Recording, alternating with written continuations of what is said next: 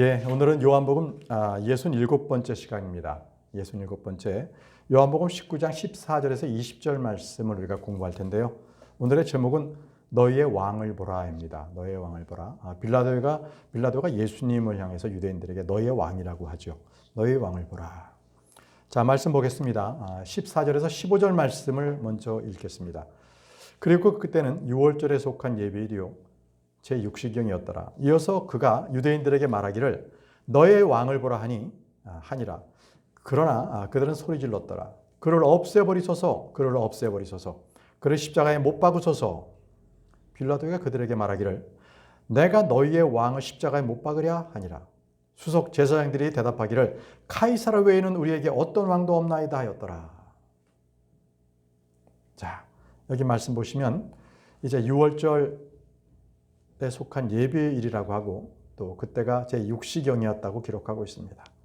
이제 예수님께서는 이제 십자가에 못 박히시기 전에 바로 이제 마지막 판결을 받고 있는 그 장면에서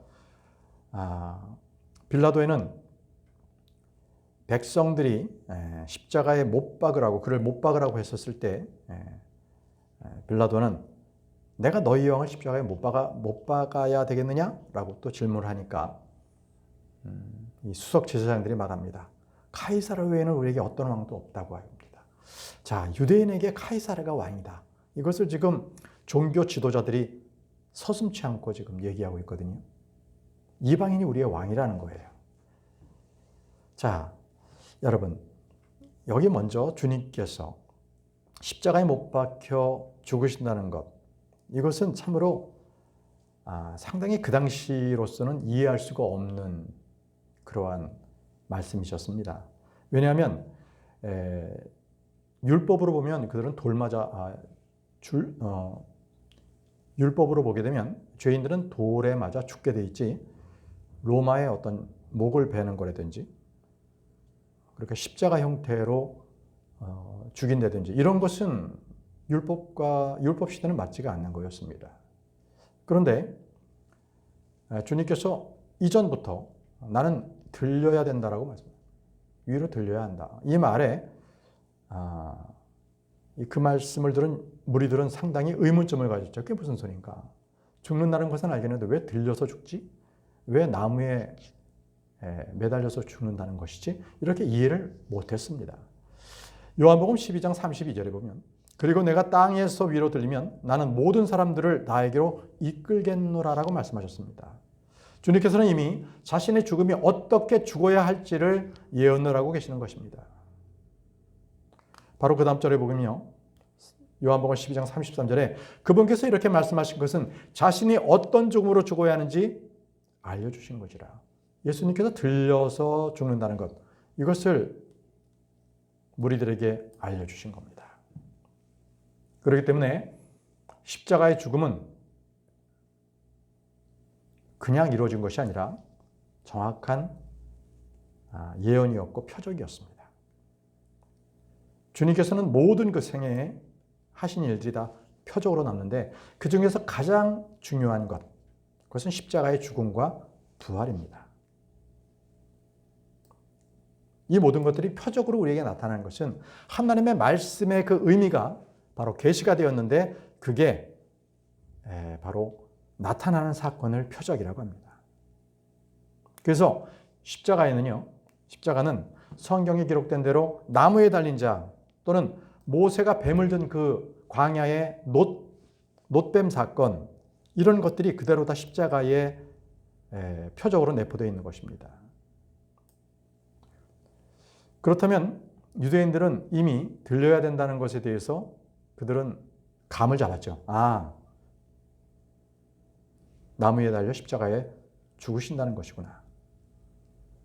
자, 그런데 그들은 메시아가 와서 죽는다는 것에 대해서는 이해를 못했어요. 들린다는 것은 이해는 했지만 그 요한복음 12장 34절 말씀 보면요. 백성이 그분께 반응하기를 우리가 율법에서 들은 바는 그리스도께서 영원토록 거하신다는 것입니다. 자, 메시아가 오시면 영원토록 거하신다라고만 우리가 들었는데 이들은 성경 공부를 많이 못한 거죠. 분명히 주님께서는 많은 예언 중에서도 초림에 대해서도 말씀하셨습니다. 어린 양 예수 그리스도로서, 그리고 재림 때는 철장으로 다스린다는 재림에 대해서도 말씀하셨죠. 그런데 이들은 영원히 거하신다는 재림에 대해서만 이야기하고 있는 겁니다. 그런데 어찌 당신께서는 인자가 위로 들려야만 한다라고 말씀하시나이까? 이 인자는 누구시니까 하였더라.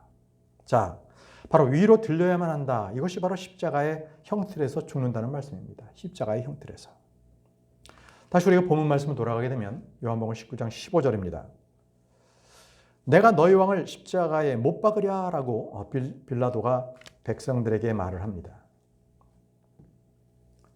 그러자 그들은 카이사르 외에는 자기들에게 어떤 왕도 없다고 했는데, 이것은 바로 본인들 유대인 스스로가 자기의 왕을 저버린 겁니다. 버린 거예요. 그들은 하나님의 백성이요 제사장의 왕국이었습니다.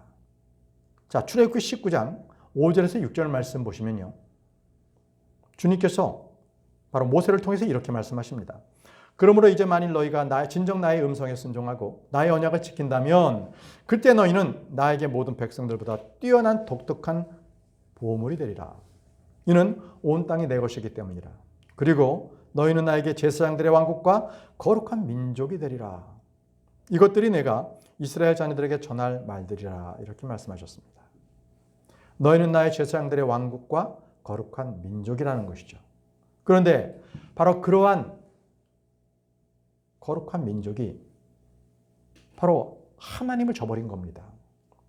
그래서 인간이 내릴 수 있는 가장 비극적인 선택은요, 비극적인 결정은요, 하나님에 대해서, 그분에 대해서 불순종하는 것입니다. 로마서 10장 3절 말씀에 이는 그들이 하나님의 의에 대해 무지한 채 그들 자신의 의를 확고히 세우려고 공들이면서도 하나님의 의에는 스스로 복종하지 않았기 때문이다. 하나님의 의에는 그들이 복종하지 않는다는 겁니다. 이처럼 참으로 하나님의 백성이면서 이렇게 하나님의 의를 저버리는 그런 말도 안 되는 일을 지금 이 유대인들은 행하고 있는 것이었죠. 그런데 이러한 불순종은요, 누구부터 시작되냐면 바로 그때 종교 지도자들, 유대인의 통치자들입니다. 그들이 이미 결정을 내린 사안들을 그대로 반복하고 있는 거죠. 요한복음 19장 15절 후반부를 보시면요, 수석 제사장들이 대답하기를 그랬습니다. 수석 제사장들이 말했습니다. 카이사르 외에는 우리에게 어떤 왕도 없나이다. 수석 제사장들이 이렇게 말한 거예요. 하나님을 섬기고 하나님을 왕으로 섬기는 자들이 이렇게 아무 거리낌 없이 이교도의 왕을 우리의 왕이라고 그들이 스스로 지켜 세운 것입니다. 이것은 바로 율법에서 하나님만이 너의 왕이 되고 또 하나님께서 또 명령해 주신 것에 대해서도 정면 거부한 거예요. 주님께서 이렇게 말씀하셨습니다.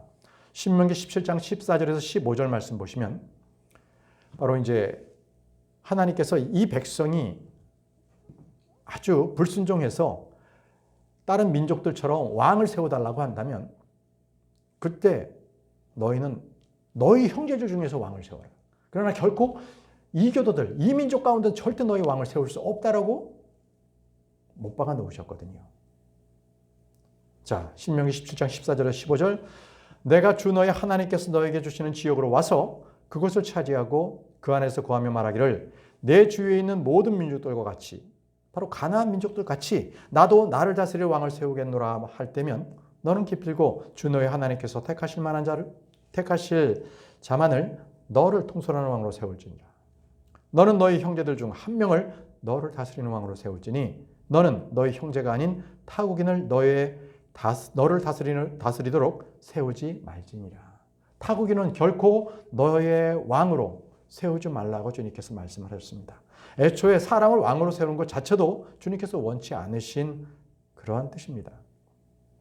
그럼에도 불구하고 그들이 왕을 계속적으로 요구할 때면 그러면 바로 유대인들, 이 히브리인들 중에서만 왕을 세우라고 주님께서 말씀을 하신 것이죠.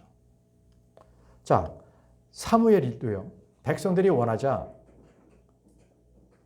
사무엘에게 백성들이 왕을 세워달라고 말하는 게 사무엘상 8장 5절에 나옵니다. 그러면서 그들에게 말하기를 보소서 당신은 늙었고 당신의 아들은 당신의 길들 가운데 살아가지 않나이다. 이제 우리에게 모든 민족들처럼 우리를 재판하는 왕을 세워주소서 하였더라. 사무엘이 나이가 많이 들었고요. 사무엘의 아들들이 그들이 올바른 길로 가지 않았습니다. 그러자 이스라엘 백성들이 사무엘에게 쫓아와서 우리에게 왕을 세워달라. 이제 당신은 늙었는데 당신의 아들들은 그렇게 믿음으로 걷지도 않고 그러니 우리에게 왕을 세워달라고 이렇게 요구를 했던 것입니다.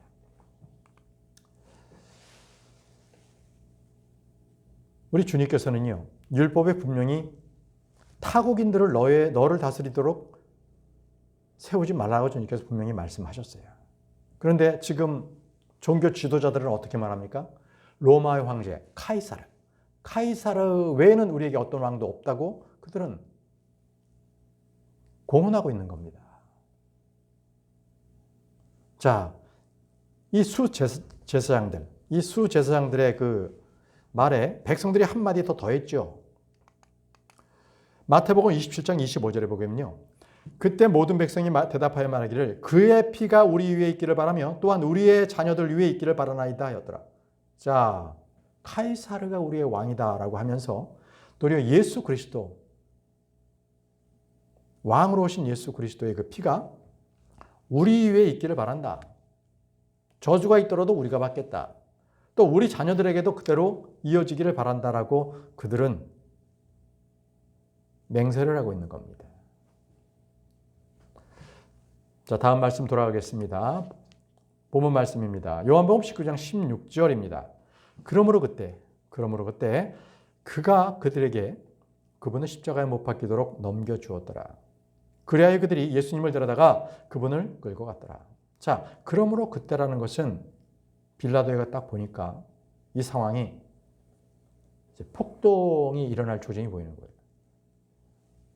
모인 무리들이 자기들의 말을 들어주지 않으면 폭동이 일어날 상황이 되자 빌라도는 그들의 말을 그냥 들어주게 됩니다. 마태복음 27장 24절에 빌라도가 자신이 도무지 설득할 수 없고 오히려 폭동이 조성된 것을 보았을 때 그는 그 무리들이 두려워서 예수님을 십자가에 못 박도록 그대로 사형 선고를 내린 거죠. 사람의 눈치를 본 겁니다. 자, 예수님을 십자가형에 처하도록 한 그 빌라도는 왜 그랬어요? 사람들이 두려워서. 근데 잠언에는요, 분명히 사람을 두려워하면 올무에 걸린다고 말씀하셨어요. 누구든 사람을 두려워하면 올무에 걸립니다. 잠언 29장 25절에 사람을 두려워하는 것은 올무를 가져오느니라.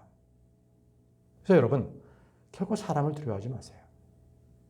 거기에는 여러 가지 계략과 여러 가지 올무가 여러분들을 올가매일 바로 그러한 악한 일들만 있는 것이기 때문에 하나님 외에는 사람을 두려워하지 마십시오. 본문 말씀입니다. 요한복음 19장 17절. 그리고 그분께서 그분의 십자가를 진 채 해골의 장소라 불리는 곳으로 가셨는데 히브리어로는 골고다라 불리는 곳이었더라 라고 했습니다. 자, 주님께서는 십자가를 그분 스스로 짊어지셨습니다. 바로 골고다로 이 십자가를 짊어지고 가시는 중이죠. 근데 이 장면은 창세기의 이삭의 모습을 기억나게 합니다. 이삭도 번제물을 쓸 그 나무를 이삭 스스로 등에 지고 갔었죠.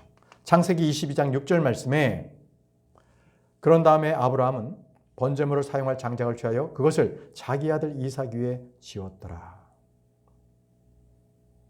그래서 이삭이 바로 번제물을 드리기 위해서 거기에 쓸 나무를 자기 스스로 지고 가는 거예요.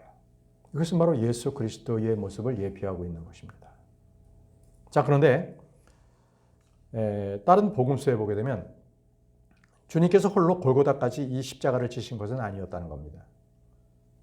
왜냐하면 당시 예수님께서 많은 고초를 당하셨기 때문에 그 십자가를 짊고 끝까지 가실 수 있는 그러한 힘이 없었습니다.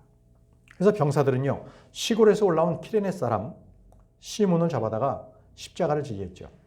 누가복음 23장 26절에 그런데 그들이 그분을 끌고 가는 동안 그들은 지방으로부터 오고 있는 키레네인 시몬이라는 사람을 붙잡았으니 그가 예수님 뒤를 따라 십자가를 짊어지도록 그들이 그의 위에다 십자가를 얹었더라.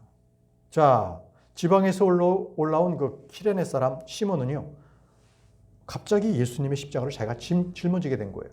군인들이 강제로 시킨 거죠. 이처럼 황당한 일이 어디 있어요? 여러 사람들이 보는 앞에서 사형수가 메고 가고 있는 그 십자가를 자기가 메고 있는 거죠. 그럼 얼떨결에 지금 십자가를 진 거예요. 보시죠. 마태복음에도요, 강제로 지었다고 얘기하고 있습니다. 그에게 강제로 짊어지게 했다. 마태복음 27장 32절. 그리고 그들이 나가는 동안 시몬이라는 이름을 가진 키레네 사람을 그들이 발견하였더라. 그들이 그분의 십자가를 그에게 강제로 짊어지게 하였더라. 길 가고 있는 이 키레네 사람 시몬을 그를 붙잡아다가 강제로 십자가를 지게 만들었던 거죠. 자, 그런데 마가복음에 여기 독특한 아들의 이름이 나옵니다. 그의 아들의 이름이 나와요. 마가복음 15장 21절에는요. 그런데 곁을 지나던 지방에서 온 사람 키레네인 시몬에게 그들이 강제로 그분의 십자가를 짊어지게 하였으니 그는 알렉산더와 루푸스의 아버지였더라. 여기는 분명 알렉산더와 루푸스의 아버지라고 기록되어 있습니다. 분명히 알렉산더와 루푸스는 분명히 이 성경에 기록된 것처럼 뭔가 그들에게는 독특한 일들이 있었겠죠. 후에 아들 중에 루푸스는요, 바로 바울의 동역자로 나옵니다. 로마서 16장 13절에 주 안에서 선택받은 루푸스에게 문안하고 그의 어머니이자 나의 어머니에게 문안하라. 사도 바울은요, 바로 시몬의 아들 루푸스가 이제 복음으로써 변화를 받아 사도 바울의 동역자가 됐고 또 그의 가족들도 이 변화받은 게 분명해요. 그의 어머니이자 나의 어머니라고도 얘기하고 있습니다. 아마 시몬은 십자가를 지고 가면서 왜 저분은 십자가에 달려 죽었어야만 됐나? 이걸 이제 돌아가서 가족들에게 얘기했겠죠. 내가 골고다라고 하는 그 예수님이라는 그분에 대해서 사람들이 못 박았고 나는 그분의 사형 형태를 내가 강제로 짊어지게 되었다. 아마 그 가족들은 그때부터 예수 그리스도께서 누구신지를 많이 궁금해했고 많이 생각했을 거예요. 이제 루푸스에게는 분명히 복음이 들어갔습니다. 그 가족이 변화를 받은 것이죠. 자, 본문 말씀으로 다시 돌아가서요. 요한복음 19장 17절에 히브리어로는 골고다라 불리는 곳이었더라고 있습니다. 바로 예수님께서 십자가에 달리시 바로 그 장소가 히브리어로는 골고다입니다. 골고다. 이 골고다는요, 헬라어로는 갈보리입니다. 갈보리. 누가복음 23장 33절에 이윽고 그들이 갈보리라 불리는 곳에 이르렀을 때에라고 했습니다. 갈보리. 골고다가 헬라어로서는 갈보리라고 이렇게 기록되어 있는데요. 이것은 킹제임스 성경에만 갈보리가 있습니다. 그래서 많은 그 교인들이 갈보리라는 것을 들어봤지만 그들이 가지고 있는 성경에는 킹제임스 성경 외에는 갈보리가 있지 않아요. 누가는요, 아람어 골고다의 음역이 바로 헬라어로서는 크라니온입니다. 크라니온. 그것이 바로 골고다를 그대로 아람어로 얘기한 겁니다. 이 크라니온이라고 누가는 그렇게 썼기 때문에 킹제임스 번역자들은 그 말을 그대로 영어로 옮겨놓은 거예요. 그게 갈보리입니다. 갈보리. 다시 요한복음 돌아가겠습니다. 18절입니다. 18절. 거기서 그들이 그분을 십자가에 못 박았고 다른 두 명도 그분 곁에 못 박았으니 양편에 한 명씩 두었고 예수님께서는 한가운데 계셨더라. 자, 십자가는 뭐예요? 사형 제도입니다. 사형 형틀이에요. 아주 페니키아에서 유래된 아주 잔혹한 가장 살인자에게 모멸감도 주고 그가 죽을 때까지 최악의 괴로움을 느낄 수 있도록 만들어 놓은 사형 제도죠. 자, 예수님께서는 율법의 제도도 아닌 십자가에 못 박혀 죽으신 것은 참으로 놀라운 하나님의 계시가 그대로 이루어진 거죠. 보시죠. 신명기 21장 23절에 분명히 주님께서 말씀하셨어요. 그의 몸이 나무 위에 밤새 남아있지 않게 할지니라. 오히려 너는 기필고 그날에 그를 장사할지니 이는 나무 위에 달리는 자는 하나님께 저주를 받은 것이기 때문이라. 주님께서 미리 예언해 놓으셨어요. 나무 위에 달리는 자는 하나님께 저주를 받은 거라는 것이죠. 그러면 분명히 구약 성경에는 돌로 맞아 죽는 것이 율법이었는데 어떻게 나무에 달린다고 이렇게 말씀하셨을까요? 그리고 또 모세는 장대 위에 매달린 것이 그 당시에 순전한 그러한 날짐승인 비둘기나 그리고 어린 양, 6월절 어린 양이나 이런 것들을 매달아 놓지 않고 어떻게 그 흉악한 뱀을 상징한 놋뱀을 매달아 달라고 했을까요? 우리에겐 도저히 이해가 되지 않는 그런 상황입니다. 놋뱀 자체도 예표가 됩니다. 놋뱀. 뱀은 저주의 상징입니다. 높게 들렸죠? 예수 그리스도께서도 들리셨습니다. 근데 왜 그것이 뱀이었을까요? 놋뱀. 그것은 바로 우리의 모든 죄를 짊어지신 예수 그리스도십니다. 죄를 짊어지신 그것은 바로 저주의 형상이 되는 바로 뱀으로서 형상이 예표가 된 거죠. 그렇게 상징이 된 겁니다. 예수 그리스도는 저와 여러분들 대신해서 죄와 저주가 되셨기 때문에 그렇습니다. 주님께서 이 사건에 대해서 분명히 니고데모에게 말씀을 해주셨습니다. 요한복음 3장 14절에 그리고 광야 가운데서 모세가 뱀을 들어 올린 것 같이 인자도 바로 그렇게 들려 올려져야만 하느니라. 바로 그렇게 똑같이. Even so must라고 얘기합니다. 여기서 must가 들어가 있죠. 반드시 인자는 들려 올려져야 된다라고 니고데모에게 말씀하셨습니다. 주님께서는 그 당시에요. 침례자 요한이나 스데반처럼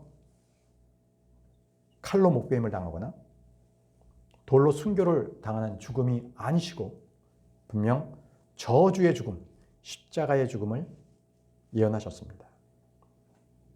그리고 양쪽에 두 범죄자와 함께 못 박히시죠. 18절, 요한복음 19장 18절에 거기에 그들이 그분을 십자가에 못 박았고 다른 두 명도 그분 곁에 못 박았으니 양편에 한 명씩 두었고 예수님께서는 한가운데 계셨더라. 네, 여러분, 바로 이 장면을 바로 예수님 계셨을 때 바로 1000년 전에 예수님께서 십자가에 못 박혀 죽으실 것을 시편에 예수님의 그 고난당하심에 대한 시편 22편에 그렇게 기록되어 있습니다. 시편 22편 16절에 이는 개들이 저를 둘러쌌기 때문이니이다. 사악한 자들의 집회가 저를 둘러막았나이다.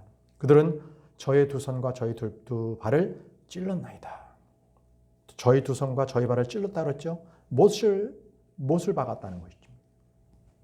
시편 22편은 다윗이 쓴 시편이고요. 바로 예수 그리스도의 십자가의 죽음을 예표하는 그러한 시입니다. 놀랍지 않아요? 그 당시에는 다 돌로 쳐 죽였는데 십자가에 못 박혀 죽으신다라는 것을 이미 예시해 놓고 있는 겁니다.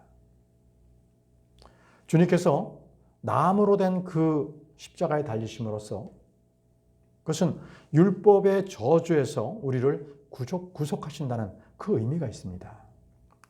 갈라디아서 3장 13절에 그리스도께서 우리를 위하여 저주가 되시어 율법의 저주로부터 우리를 구속하셨느니라. 우리를 위하여 저주가 되시어 율법의 저주로부터 우리를 구속하셨다고 말씀하세요. 율법은 모든 법을 다 지킬 수가 없는 사람을 죄를 알게 하는 것이죠. 그게 율법입니다. 그런데 그 율법의 형틀에서 완전히 예수 그리스도 안으로 들어가면 율법을 다 이루게 됩니다. 율법의 저주로부터, 그 속박으로부터 우리는 이제는 노임받게 되는 거예요. 그래서 주님께서 우리를 구속하셨다는 것은 다시 죄의 종로로 탈한 그러한 속박되어 있는 상태를 다시 사셔서 그리스도 안에서 우리가 참 진리 안에서 그렇게 우리를 구해내셨다는 것입니다. 자, 다시 본문 말씀 돌아가서 요한복음 19장 19절입니다. 그리고 빌라도가 명목을 기록하여 그것을 십자가 위에 붙였으니 그 글은 유대인들의 왕 나사렛 예수라고 하였더라. 자, 빌라도는요, 이 순간만큼은 놀라울 정도로 아주 예수님에 대해서 그분이 유대인들의 왕 나사렛 예수라는 것을 분명히 했습니다. 그는 알았어요. 이 예수 그리스도라는 분은 죄가 없다라는 것. 그분이 죽게 된 것은 바로 종교적인 기득권을 가지고 있는 저 제사장들이 그들의 시기에서 예수님을 넘겼다라는 것을 그는 잘 알고 있었어요. 그래서 그는 십자가 위의 명표에는 분명히 이렇게 쓴 것이죠. 유대인들의 왕 나사렛 예수. 이것을 히브리어, 헬라어, 라틴어로 다 기록되어 있습니다. 모든 사람들이 보도록 한 것이죠. 그런데 여러분 특이한 것은 왜 그 당시에 라틴어로까지 기록했을까요?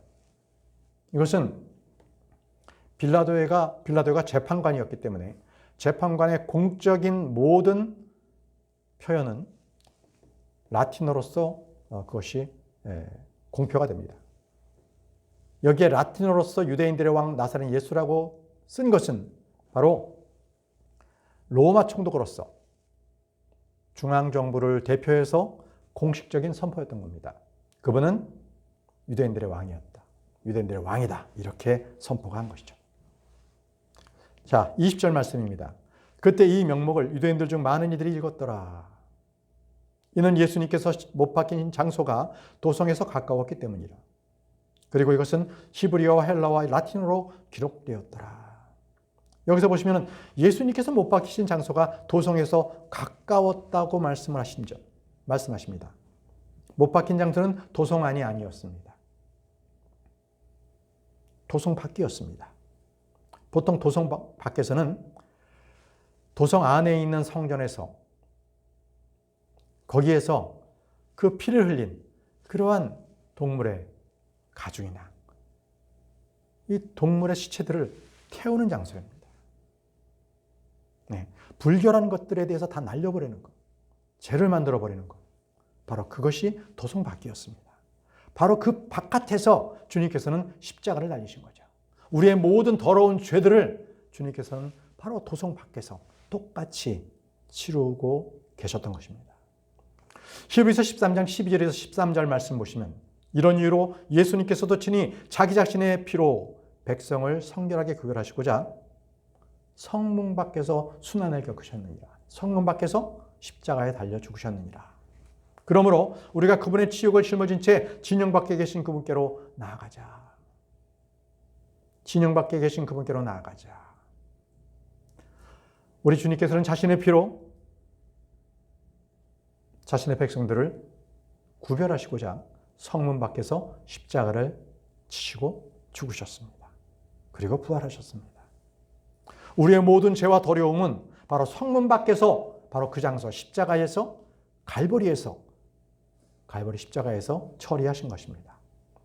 여러분, 우리 모두 성문 밖으로 나가기 바랍니다.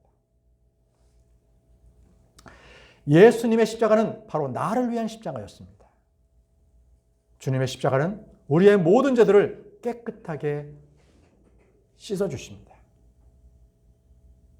우리 모두가 바로 그 예수 그리스도께서 지신 그 십자가로 우리의 모든 죄를 깨끗하게 씻김 받기를 원합니다. 이것으로 성경 공부를 마치도록 하겠습니다. 기도하겠습니다.